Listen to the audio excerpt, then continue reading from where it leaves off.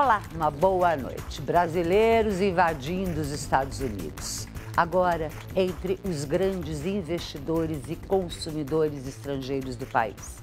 Até há pouco tempo, a procura se restringia a roupas, eletrodomésticos. Aliás, aqui vale uma puxadinha de orelha no brasileiro. Para um pouco de ficar gastando tanto dinheiro lá fora. A gente já está sendo conhecido no mundo inteiro como o que mais gasta. Mas nesse caso nós estamos falando de outra coisa. Por quê? Porque é um investimento, não é apenas um gasto. Nós estamos falando de imóveis. E por isso o programa de hoje é dedicado a, eu te juro, centenas de telespectadores que têm me escrito perguntando: devo comprar um imóvel nos Estados Unidos?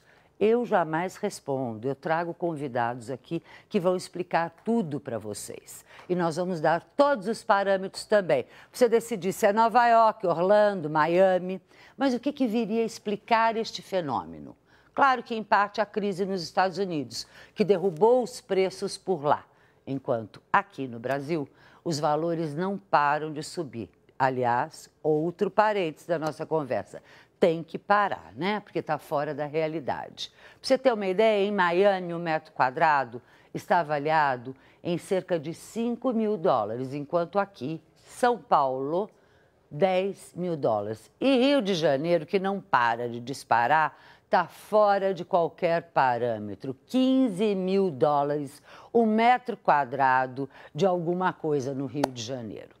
Pois é. Mas o que eu faço? Trago especialistas para falar com você, para falar desse assunto, dar dicas, explicações e pensar no que você quer fazer com o seu dinheiro. E é isso que nós vamos falar hoje com o Léo Icovitz, presidente da Elite International Realty, uma consultoria de compra-venda de imóveis nos Estados Unidos. E eu quero que você continue me perguntando, sim, o que deve fazer e dando a sua sugestão no site que aparece aí no seu vídeo, o r7.com/Record News. E lá você também encontra um arquivo de todos os nossos programas. Claro que eu não vou te perguntar o óbvio, então eu vou perguntar o porquê. Por que deve-se comprar hoje um imóvel nos Estados Unidos? Léo, obrigada por estar aqui. Boa noite, Fátima. É um prazer estar com você aqui. Então, respondendo a tua pergunta, eu acho que está um monte de fatores, não é um só. Você já citou alguns, mas eu acho que, além do preço lá ser muito inferior, você falou em $5 mil, mas você compra coisa de qualidade em áreas boas por $3 mil o metro quadrado. Então, é até menos. Tá. E o valor do dólar, nos últimos 2, 3 anos, estava muito atraente. A proporcionalidade com o real. Exatamente. Então, preço baixo, dólar baixo, favoreceu muito. Além disso, você tem muitas facilidades nos Estados Unidos. A questão de financiamentos, por exemplo, é muito fácil você financiar um imóvel e acho que a gente vai, no decorrer do programa, falar mais um pouco, se aprofundar nesse assunto. Então, hoje, eu estou há 20 anos nos Estados Unidos. Eu cheguei à conclusão que eu estou morando num paraíso. Hoje, eu e as pessoas que estão ao meu redor, que a gente conversa, porque quando eu cheguei há 20 anos, aquilo era uma província. Nunca vi uma cidade mudar em tão pouco tempo, de uma província que tinha meia dúzia de restaurantes que todo mundo um esbarrava com o outro. Hoje tem centenas de restaurantes. Você está falando especificamente de Miami? Miami. Eu estou falando de Miami, que é onde é a nossa base maior. A gente tem coisa em Nova York, tem coisa em Orlando que você citou, mas a grande atração é Miami. Miami era uma cidade, uma província. E hoje Miami é uma metrópole. Miami tem de tudo. E os custos em Miami são muito baixos. A gente está falando apenas do custo do imóvel, custo de vida, o custo de vida também. Eu acho que hoje você vive lá por roupa não se fala. Roupa lá é um terço do que aqui. Você falou, vamos consumir aqui. Vamos consumir aqui. Eu também acho que tem que consumir aqui. Não, presta atenção. Olha, e aí é bom até para o telespectador também não me entender errado. Não falei tanto para consumir, não dei aquela de nacionalista, tipo, consome aqui, se bem que essa campanha, aliás, outro parênteses, hoje eu estou cheia de parênteses, de conversas intercaladas.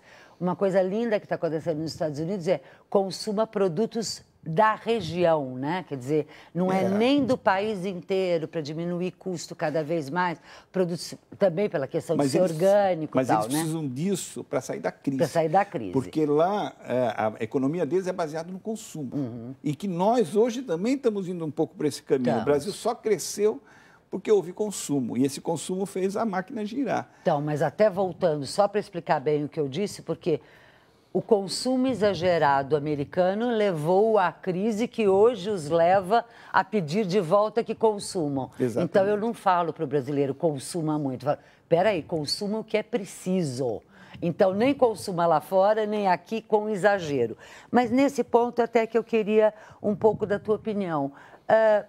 Um pouco muito, tá? Como a pessoa se pauta na questão do dinheiro? Por quê? Ela tem, suponhamos, 100 mil dólares. Ela pode pôr no mercado financeiro aqui, num imóvel aqui, num imóvel lá que está barato. Mas se ela quiser vender ou recuperar esse dinheiro, que sempre é, no caso de imóvel, uma dúvida. Olha, os imóveis de 100 mil dólares, você compra, eles estão dando hoje um retorno excelente, 8% ao ano de retorno, e a gente tem um montão desses imóveis. Só que eles são em áreas, não são nas áreas mais desenvolvidas, nas áreas Quando mais... você fala de retorno, desculpa te interromper, é questão dos retorno aluguéis. ao ano, o aluguel. O aluguel. A rentabilidade está dando 8% ao ano, esse tipo de imóvel. Tá. Então, mas eles estão localizados mais para oeste, mais longe da praia, 20 quilômetros, 15 quilômetros da praia. São áreas residenciais americanas. E essas áreas ainda estão em crise. Então, o que acontece? O americano não está comprando. Então, ele tem que alugar. Então, é um imóvel fácil de alugar, é um imóvel que está dando uma boa rentabilidade, mas é um imóvel que, por exemplo, alguém que está comprando, que quer vender a curto ou médio prazo, não serve. Porque ele vai demorar para valorizar por causa que tem que esperar o americano voltar na economia e poder começar a reconsumir. Então, ou seja, dentro do rol, porque eu falei centenas e eu não estava mentindo se eu não ultrapassar centenas, que nos últimos meses tem vindo de gente me perguntar sobre aquisição de imóvel lá. Então, vamos dizer para ele todas as regrinhas. Como é que ele faz, quanto tempo e... Assim como eu digo aqui no Brasil, não invista em bolsa se você quer o dinheiro amanhã. A gente vai responder todas essas questões logo depois de um rápido intervalo. Já voltamos.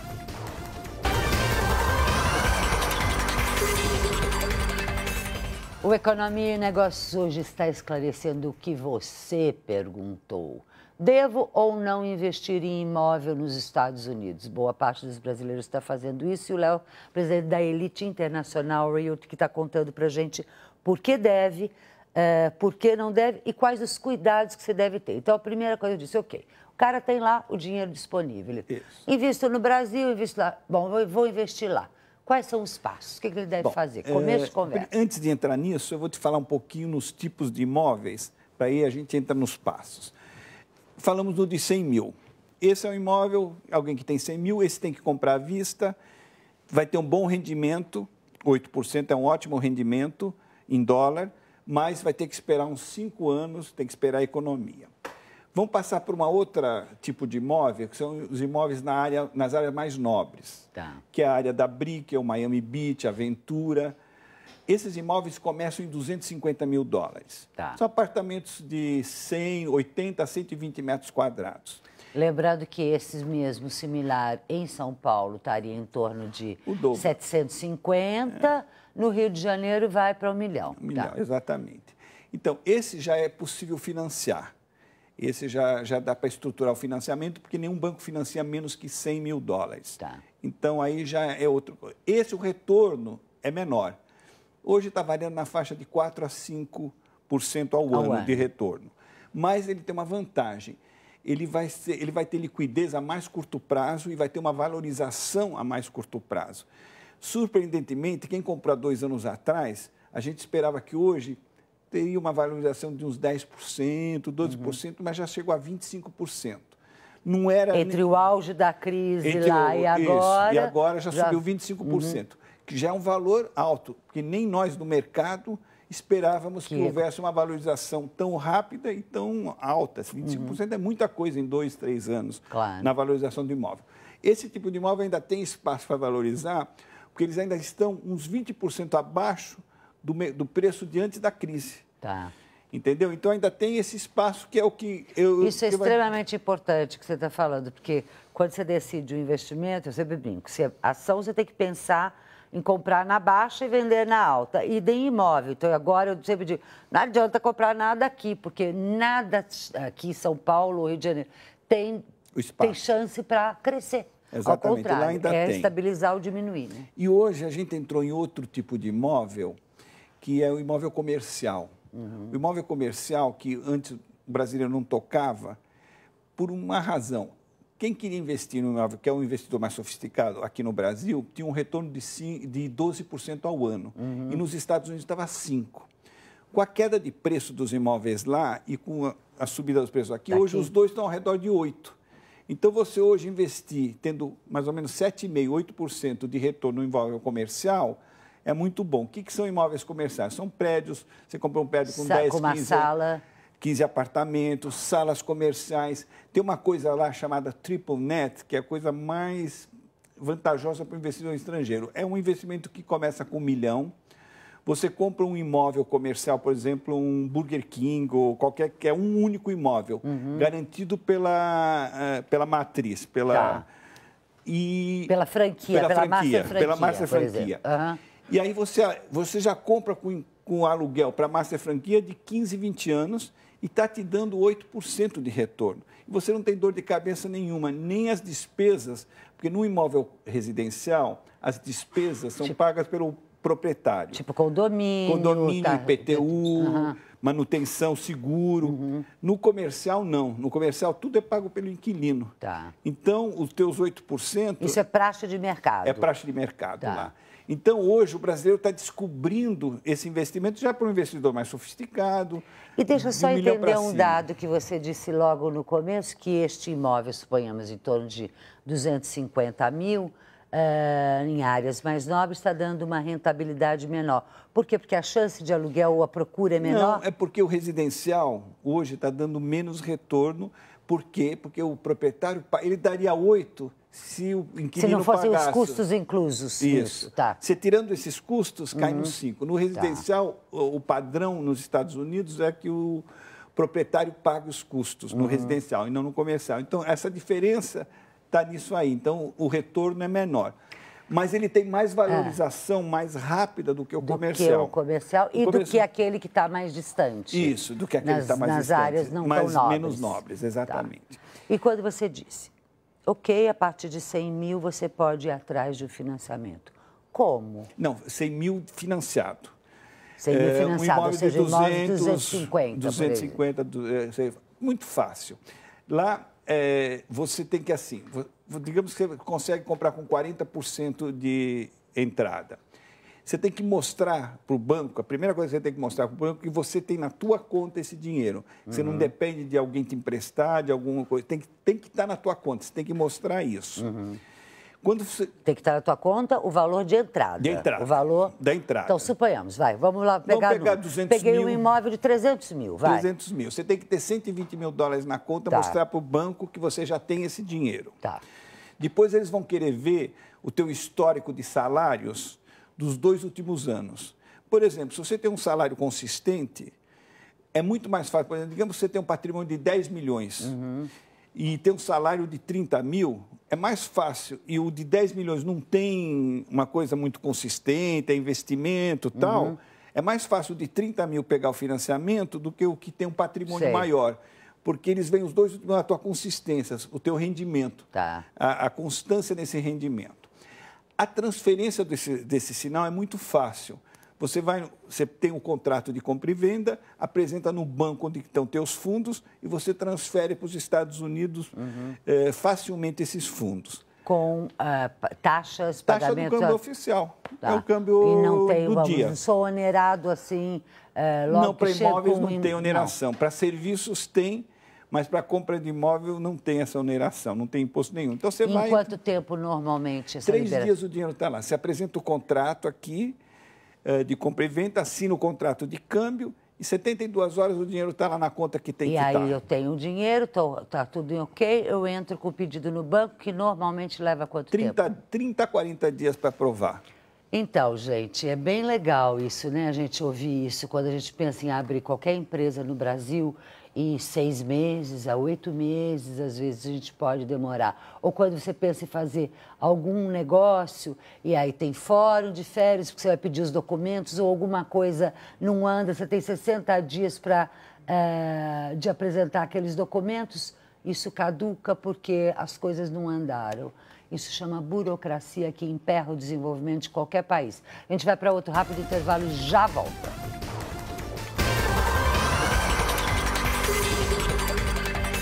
Sabe o que a gente fez no intervalo? Quase assinei uma compra de imóvel aqui. Brincadeira à parte, o Léo estava falando que era bom lembrar, dentro da minha observação, no bloco anterior, que você abre uma empresa nos Estados Unidos em 48 horas, contra 6, 8 meses que se leva aqui no Brasil. Para fechar, então, não nem se fale. Agora, o brasileiro está endinheirado, né? Tem alguns, a gente tem todas as extremidades, inclusive a extremidade de alto poder aquisitivo. Para ele, você também tem negócio, para aquele que tem muita grana? Olha, hoje tem os lançamentos, tem muitos lançamentos na praia, pé na areia, para alto poder aquisitivo. Tem um edifício novo agora, que chama Porsche, foi desenhado pela Porsche, que o carro vai para o teu apartamento. Tem um outro edifício que tem um brasileiro por trás, que é um incorporador, chama Regalia. Esse edifício é o primeiro edifício que tem um apartamento por andar, que lá não era o padrão. Lá sempre é um montão de apartamentos por andar. Já copiando o padrão daqui, o apartamento tem 550 metros de área de apartamento e 200 de terraço. E tem uma piscina tua no terraço.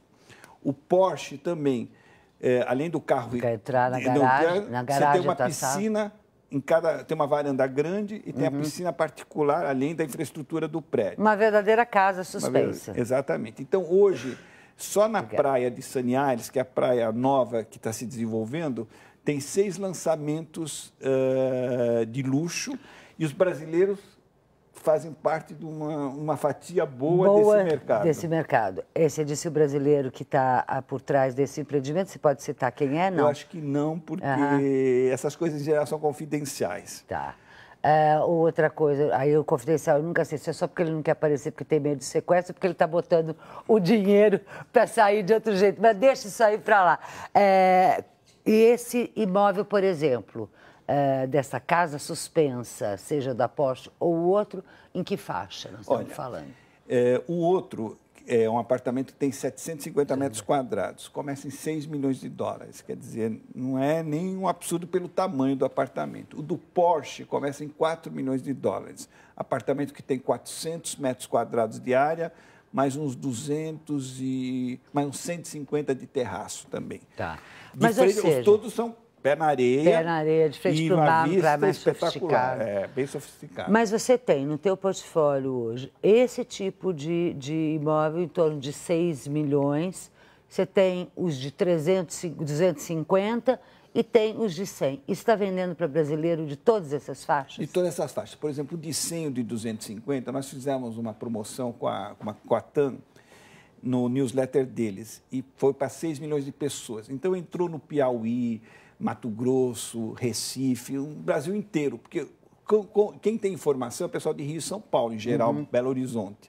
Fora isso, o Brasil não tem informação, mas tem potencial comprador em todas as cidades do Brasil, porque você tem o pequeno empresário, você tem o profissional liberal. E com essa campanha, a gente entrou no Brasil todo, e esse é o público para 100 ou 250 mil dólares. Depois ainda tem o apartamento, o de 500 mil, que é o pequeno empresário profissional liberal, que compram não na praia, fora da praia, por exemplo, em Aventura ou na Brickell, e que também tem uma boa faixa. Depois tem os acima de $1 milhão, porque um pé na praia, um pé na areia, com 200 metros quadrados, você começa a comprar em $1 milhão, que é um belíssimo apartamento, que é um edifício que leva o nome do Trump na praia. Tá. A gente chegou a mostrar, inclusive, aqui uma vez no programa. Mas, ou seja, tem imóvel para todo tipo de gosto e tem valor para todo tipo de bolso. É isso? E tem residencial e tem comercial. E tem que ser analisado tudo isso com muito critério, com muita vontade. Vocês estão aí para ajudar. Super obrigada. Baseado nisso, a gente hoje tem uma parceria com advogado daqui, advogado de lá, Porque hoje, quem compra um imóvel mais sofisticado precisa de uma estrutura, um trust, um offshore, Claro. tudo isso. E a gente já tem montado essa assessoria para o comprador. Tá ótimo. Se eu não fechei totalmente no intervalo, é agora que eu estou encerrando o programa, que eu vou ter essa conversa com o Léo. Obrigada a vocês que estiveram nos acompanhando. Você sabe, o Economia e Negócio está indo ao ar todos os dias às 11 da noite aqui na Record News. E a qualquer momento você pode nos acessar pelo r7.com. Record News, jornalismo 24 horas de plantão.